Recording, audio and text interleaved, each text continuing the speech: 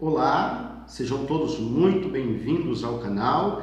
Eu sou o professor Thales Rogério, professor de História, e hoje eu quero trabalhar com vocês um conteúdo visto no primeiro ano do ensino médio, que seria a pré-história, a história, todos os acontecimentos que vieram construir a nossa espécie, até o período paleolítico e o neolítico.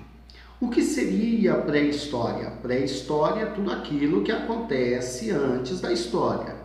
E antes de que a história começasse a ser pesquisada, a ser desenvolvida uma forma escrita de comunicação, uma forma em que os primeiros ancestrais começaram a comunicar-se com o outro, e também o surgimento do fogo, vem alguns acontecimentos que despertam em muitos historiadores a curiosidade de saber como as primeiras civilizações se organizavam, como os antecessores, a nossa espécie antecessora, se organizava, se comunicava e trazia alimentação para o seu bando. Então, antes de começar a falar sobre isso, nós temos duas linhas de pensamento, duas linhas históricas de conhecimento que nós temos que mencionar. A primeira linha de conhecimento que nós temos é a linha religiosa. Nós temos a teoria criacionista, e no processo da teoria criacionista vem-se a base de que Deus criou o mundo em 6 dias, no 7º descansou, e de que a terra, segundo o texto do Gênesis, era sem forma, era vazia, havia trevas sobre a face do abismo, e o Espírito de Deus movia-se sobre as águas. Segundo a própria teoria do contexto bíblico, está de que Deus fez a separação entre a luz e as trevas, e que no 6º dia criou-se o homem, deu ao homem o poder de governar sobre todos os seres viventes, e no 7º descansa. Mas o processo histórico deixa de lado a questão criacionista, que é muito baseada na teoria religiosa, até porque a história ela tenta procurar quais foram os acontecimentos que se encaixam no processo da linha do tempo conforme os anos vão se passando. Até porque história seria o estudo do homem no tempo. Então, para isso, eu coloco para vocês aí agora uma divisão temporal da história. Vamos lá? Nós temos como início a pré-história com 500 mil anos antes de Cristo. Percebam que, antes de Cristo, a história era contada de uma maneira decrescente. Somente a partir do tempo de Cristo que a ordem passou a ser cronológica. Então, com isso, a pré-história ela acaba saindo de cena e dando margem para a Idade Antiga, com 4.000 anos antes de Cristo. A Idade Média já data um processo pós-Cristo, então nós já temos 476 anos domínios ou anos depois de Cristo. A Idade Moderna, com teorias totalmente modernas, com o surgimento aprimorado da medicina, com teorias básicas de aprimoramento da escrita e principalmente teorias políticas que começam a dar margem para o surgimento do Estado, nós já temos 1453 anos depois de Cristo, e entra a Idade Contemporânea, 1789 depois de Cristo. Após a Idade Contemporânea, nós temos a Idade de hoje, a atualidade. Mas, de onde nós viemos? Os primeiros sinais de vida surgiram na Terra há cerca de 3,5 bilhões de anos. Os ancestrais da humanidade, os primeiros hominídeos, só apareceram há mais ou menos 7 milhões de anos. Os humanos propriamente dito, há menos de 150 mil anos, as primeiras organizações sociais complexas, como as dos egípcios e as dos sumérios, com técnicas principalmente arquitetônicas de civilização, por sua vez, começaram a se formar há cerca de 6.000 anos. Todo esse tempo, a maior parte da história da humanidade é também a que menos conhecemos, não apenas pelo distanciamento que separa um tempo do outro, mas principalmente pela falta de registros que começaram a se perder com o passar do tempo.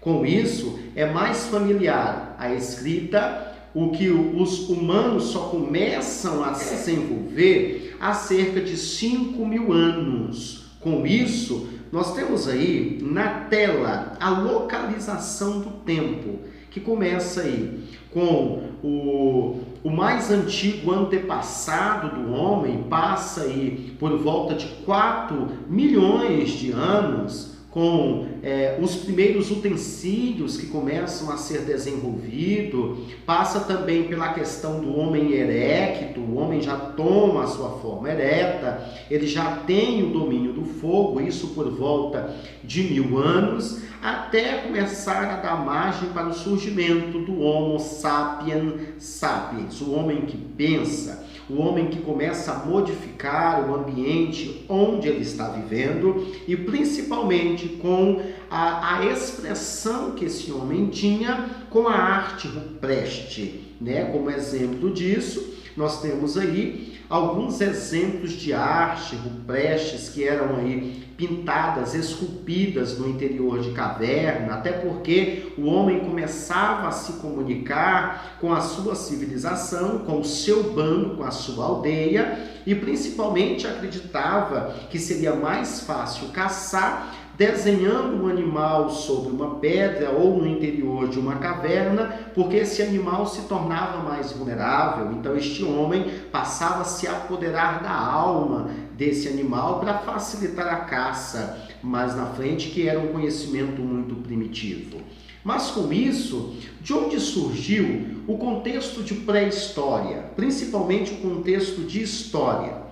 Só é possível recuperar o passado pela análise de documentos escritos. A única fonte considerada capaz de conter a verdade dos acontecimentos históricos seria esses escritos, seria totalmente o passado descrito e dado aí para a consulta. Assim, a história de qualquer sociedade só começaria no momento em que houvesse o domínio da escrita. Todo o tempo que antecede esse período seria considerado anterior ao processo histórico, por isso que surge a expressão pré-história.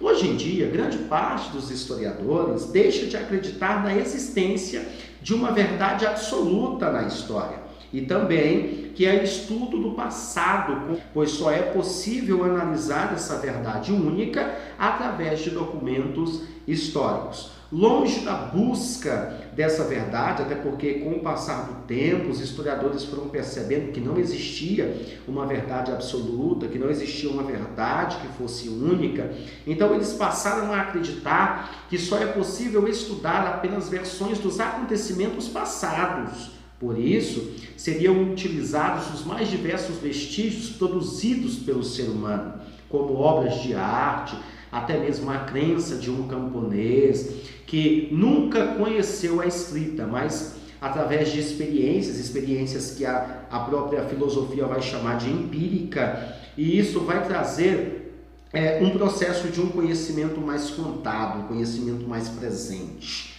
Sem as amarras dos documentos escritos e da busca de uma verdade absoluta, tudo passou a ser história. Então, o termo pré-história deixou de ser totalmente utilizado e significa um período da sociedade sem história para denominar o momento do passado no qual os grupos humanos conquistaram o domínio do fogo, o desenvolvimento da roda, principalmente o aprimoramento de técnicas da agricultura e até mesmo o surgimento de uma religião. Estes vestígios, no entanto, são raros e difíceis de serem encontrados. Quais vestígios seriam esses? Utensílios de uso diário, como a pintura, desenhos, restos de fogueira, restos de armas. Só que Recentemente, exploradores de uma caverna localizada no sul da França encontraram em uma galeria subterrânea pinturas rupestres e objetos estimados aí de aproximadamente 20 mil anos de idade. A descoberta, considerada uma das mais importantes dos últimos anos na área, poderá contribuir para o estudo da linguagem simbólica dos primeiros povoadores da Terra. Com isso, começaram com o passar do tempo a ser desenvolvidas técnicas de sobrevivência e surge assim o primeiro período da história, o período paleolítico, ou como é conhecida vulgarmente, como a Idade da Pedra Lascada. É o período mais extenso da história da humanidade. Estende-se do surgimento por volta de 7 milhões de anos até 8.000 a.C. Nessa época, a baixa temperatura obrigava os grupos de hominídeos a viver em cavernas, sem conhecer a agricultura e a criação de animais. Se alimentavam da caça, da pesca, da colheita de frutos, que obrigava a uma vida totalmente nômade. Uma descoberta-chave nesse período foi o domínio do fogo. Estima-se que o fogo tenha sido controlado pela humanidade há 500 mil anos na África Oriental. Com seu controle, os seres humanos tornaram-se independentes da natureza, pois passaram a aquecer o ambiente em que viviam, a cozinhar os alimentos e melhorar a sua proteção. Os instrumentos utilizados, a princípio, eram de osso, de madeira, depois a pedra e o marfim. Conforme o período paleolítico acabou se passando, surge também uma nova idade da pedra, que nós chamamos na história de período neolítico. Quais eram as características do período neolítico? É conhecido também como Idade da Pedra Polida, porque a pedra, depois de lascada, era riscada no chão, na areia, até que se tornasse polida. Então era um instrumento de corte, usado muito na caça, no preparo ali do seu alimento. Nessa época, novas modificações climáticas alteraram a vegetação.